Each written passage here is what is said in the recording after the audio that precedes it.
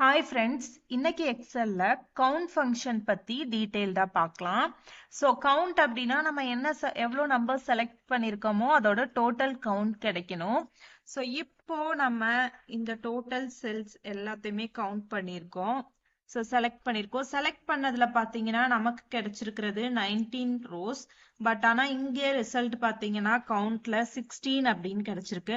So இந்த count option வந்து என்னன்னா blank cells தவிர remaining text and numbers formulas எல்லாத்தையுமே கவுண்ட் பண்ணும். ஸோ இப்போ இங்க நார்மலான கவுண்ட் ஃபங்க்ஷன் நம்ம யூஸ் பண்ணலாம். ஸோ ஈக்குவல் டு கவுண்ட் அப்படின்னு கொடுக்குறேன் அப்படின்னா ஸோ இங்க டோட்டல் செல்ஸ் கொடுக்குறேன். ஸோ இப்போ பார்த்தீங்க அப்படின்னா ஸோ நம்ம வந்து 19 செலெக்ஷன்ஸ் பண்ணியிருக்கோம். ஸோ என்டர் கொடுத்தோம் அப்படின்னா 9 தான் நமக்கு ரிசல்ட் வந்திருக்கு. ஏன் அப்படின்னா நம்பர்ஸ் மட்டும்தான் கவுண்ட் ஃபங்க்ஷன் செலக்ட் பண்ணும், டெக்ஸ்ட் அண்ட் பிளாங்க்ஸ் வந்து செலக்ட் பண்ணாது.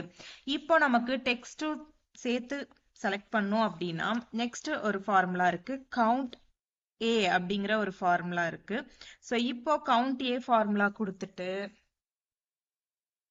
ஸோ இப்போ டோட்டல் செலெக்ஷன்ஸ் கொடுத்துக்கலாம். So close bracket. இப்போ பார்த்தீங்க அப்படின்னா 16 அப்படின்ட்டு நமக்கு இங்கே கிடைச்ச அதே ரிசல்ட் கிடைச்சிருக்கும். ஸோ இப்போ இங்க கவுண்ட்னு இருக்கிறதுனால கவுண்ட் ஓகே 9 செலக்ட் பண்ணனால 17 சாரி. ஸோ இப்போ இங்க கவுண்ட்னு இருக்கனால இந்த கவுண்ட் அண்ட் இந்த கவுண்ட் ஃபார்முலாவும் சேம் அப்படின்னு சொல்லிட்டு நீங்க திங்க் பண்ணிடக்கூடாது. இந்த கவுண்ட் ஏ அண்ட் இந்த கவுண்ட் தான் சேம். ஸோ இங்க நம்ம டோட்டலா செலக்ட் பண்ணி பார்த்தா 16 கிடைச்சிருக்கும் and count A formula use பண்ணி கிடைச்ச 16. ஸோ இது வந்து கவுண்ட்னு கொடுத்துருக்கனால கவுண்ட் ஃபங்க்ஷனோட வேல்யூஸ்ன்னு சொல்லிட்டு கண்டிப்பா நினைச்சிடக்கூடாது. இதை எப்பயுமே உங்க மைண்ட்ல வச்சுக்கோங்க. ஓகே, இப்ப பிளாங்க் செலக்ட் கவுண்ட் பண்ணணும் அப்படின்னா அதுக்கு ரொம்ப சிம்பிளான ஃபார்முலா தான் கவுண்ட் பிளாங்க் அப்படிங்கிற ஒரு ஆப்ஷன் இருக்கு.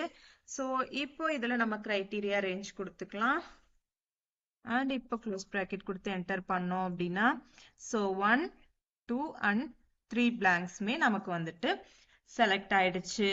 ஓகே, இப்போ கவுண்ட் இஃப் அப்படின்னு சொல்லிட்டு ஒரு ஃபங்க்ஷன் இருக்கு, அது பார்க்கலாம் வாங்க. ஸோ இப்போ கவுண்ட் இஃப் ஃபங்க்ஷன் யூஸ் பண்றதுக்கு நமக்கு ஏதாச்சும் கிரைட்டீரியா இருக்கு அப்படின்னா நம்ம வந்துட்டு கவுண்ட் இஃப் ஃபங்க்ஷன் யூஸ் பண்ணலாம். ஸோ இப்போ எனக்கு வந்துட்டு இந்த டோட்டல்ல இருந்து பனானாஸ் மட்டும் வேணும். ஸோ இப்போ இங்க டோட்டல் ஃப்ரூட்ஸோட கிரைட்டீரியா ரேஞ்ச் செலக்ட் பண்ணிக்கிறேன் அண்ட் கமா. ஸோ இப்போ பனானா மட்டும் கொடுத்து நான் என்னோட டேட்டாவை க்ளோஸ் பண்ணிக்கிறேன். ஸோ இப்போ பார்த்தீங்க அப்படின்னா 4ன்னு கிடைச்சிருக்கு. ஸோ நம்ம கவுண்ட் பண்ணி பார்க்கலாம். 1 2 3 அண்ட் 4. ஸோ இப்போ சிங்கிள் கிரைட்டீரியாவா இருக்கு அப்படின்னா நம்ம வந்துட்டு கவுண்ட் இஃப் ஃபங்க்ஷன் யூஸ் பண்ணோம். சப்போஸ் எனக்கு வந்து இப்போ பனானா அண்ட் அவைலபிள் இருக்க பனானா மட்டும்தான் வேணும், அதாவது குவான்டிட்டி ஜாஸ்தியா இருக்கு எல்லாத்தையுமே நம்ம அவைலபிள்னு சொல்லி மார்க் பண்ணியிருக்கோம்.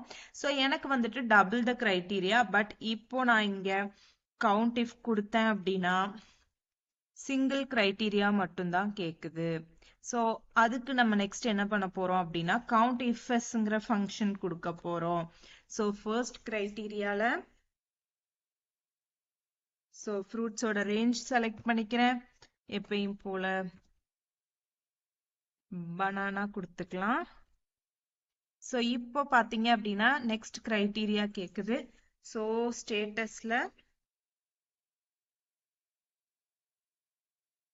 ஸோ கமா நான் என்ன கொடுக்குறேன் அப்படின்னா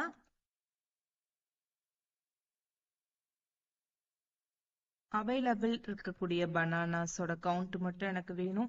இப்ப நான் என்டர் கொடுத்தேன் அப்படின்னா பனானாஸ் டோட்டலா 4 இருக்கு, பட் அவைலபிள்ல இருக்கிறது ஸோ 1 அண்ட் 2. ஸோ இந்த 2 பனானாஸ் பார்த்தீங்கன்னா ஆர்டர்டு கேட்டகரியில இருக்கு. இந்த மாதிரி நீங்க மல்டிபிள் கிரைட்டீரியாஸ் கொடுக்குறீங்க அப்படின்னா COUNTIFS function use பண்ணும். இப்போ கவுண்ட் இருக்கக்கூடிய எல்லா ஃபார்முலாஸ் பத்தி உங்களுக்கு புரிஞ்சிருக்கும்னு நினைக்கிறேன். இந்த மாதிரி மோர் வீடியோஸ்க்கு நம்மளோட சேனலை ஃபாலோ பண்ணிக்கோங்க. தேங்க்ஸ் ஃபார் வாட்சிங்.